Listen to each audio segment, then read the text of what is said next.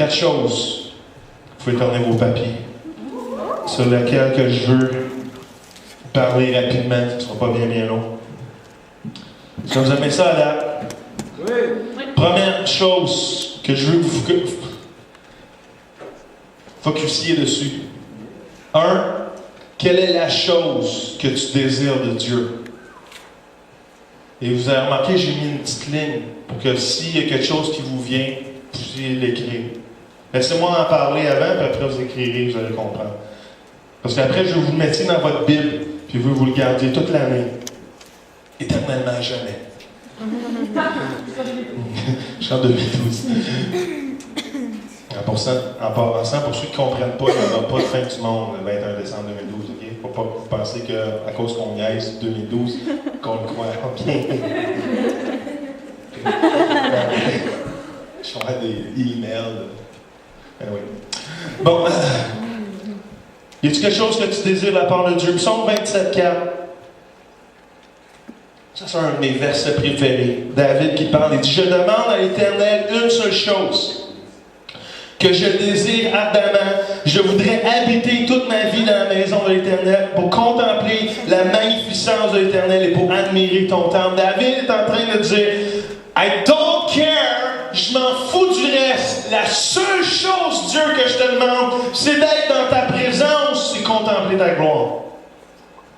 C'est la seule chose que je veux, Dieu. Je veux pas être plus riche, je veux pas avoir plus de puissance, je veux pas être un meilleur roi. La seule chose, Dieu, que je veux ardemment, que mon cœur désire, plus que toute autre chose, c'est des gros mots ça. Il dit: je veux être dans ta maison pour contempler ta gloire. Ma question pour vous, c'est: qu'est-ce que tu désires de la part de Dieu cette année? Qu'est-ce qui est l'objet de tes prières cette année? Qu'est-ce que tu veux voir Dieu agir cette année?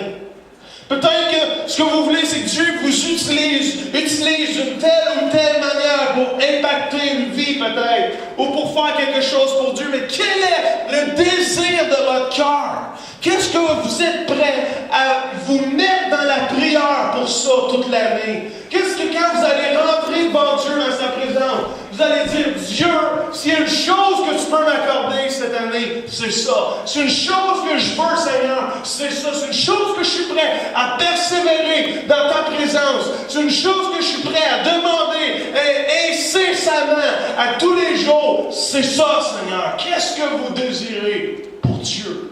Y a-t-il quelque chose, premièrement, que vous désirez? C'est moi vous dire, si on désire rien, on va avoir rien. Je te dis, vous ne savez pas pourquoi? Parce que vous ne demandez pas. Parce qu'on n'est pas focusé. Parce qu'on ne sait pas ce qu'on veut.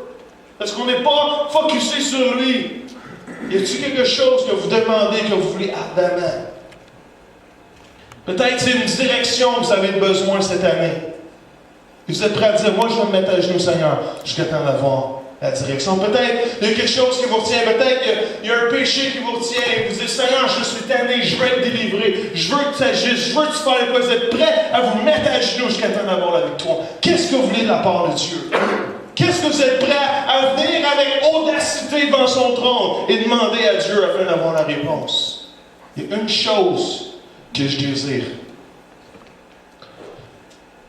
Moi, je désire la gloire de Dieu dans la jeunesse provinciale du Québec. C'est la chose que je prends de mettre à genoux pour toute l'année. Je veux la gloire de Dieu aussi dans cette église, dans cette jeunesse. Comme je dis, je crois qu'on est sur le bord de quelque chose. Je dis au dernier RRS, et vous n'avez pas vu ce qui s'est passé là, où vous ne voyez pas que Dieu fait quelque chose de nouveau là. Il y a des pasteurs qui m'ont écrit cette semaine, 3, 4, 2 autres même, des pasteurs principaux, pour me dire merci, puis par rapport avec moi, nous dire merci pour les choses qui sont faites dans la jeunesse présentement, parce qu'ils voient leurs jeunes revenir à l'église le dimanche puis être transformés. Ça, c'est ça commence à être du stock pour les amis. J'aimerais ça avoir des RRS à tous les samedis, là, vendredi. Gars, là. Je ne sais pas si vous avez remarqué, là, samedi, mais on n'était pas 15 jeunesses, là, on était une jeunesse. On était vraiment une jeunesse, il y avait 15 pasteurs on dirait qu'ils étaient tous le même comité, la même jeunesse.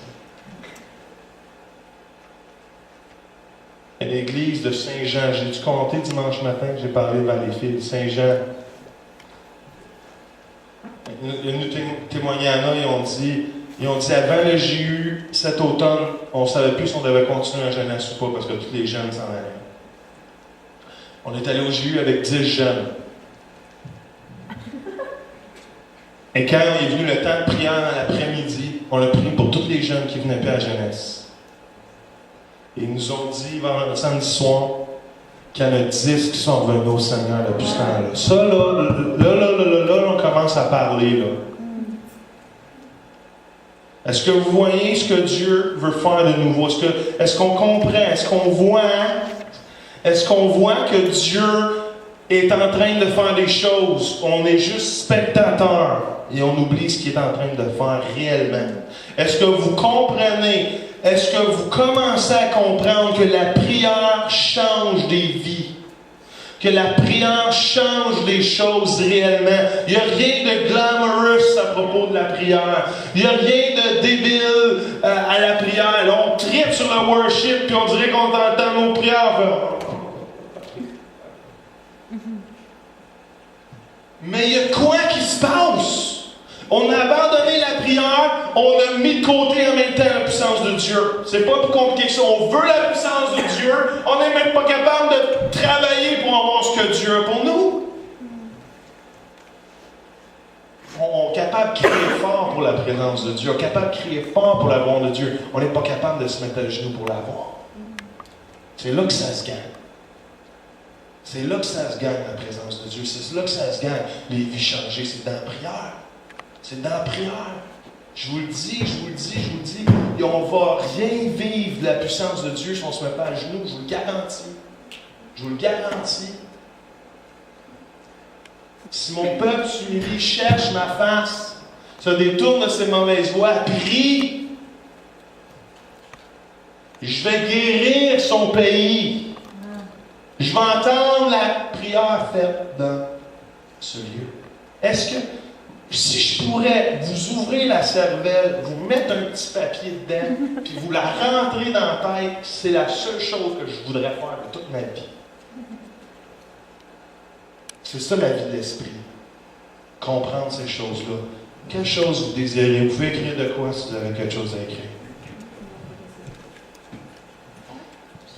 Deuxième point. Quelle est la chose qui te manque?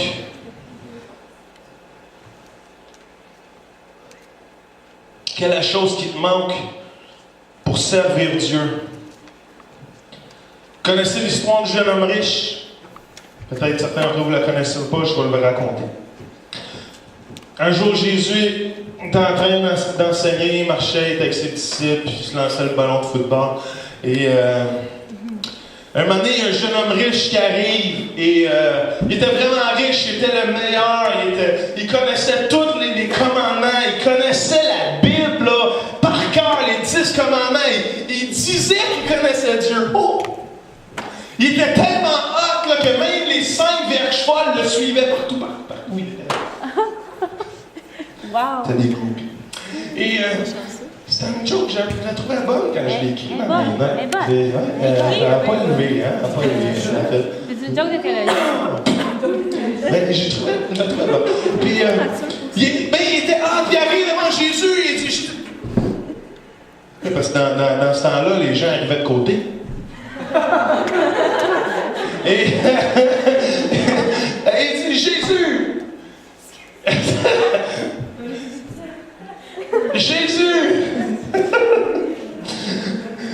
Jésus, qu'est-ce que je peux faire pour avoir la vie éternelle? Et Jésus, il dit, est-ce que tu connais les commandements? Il dit,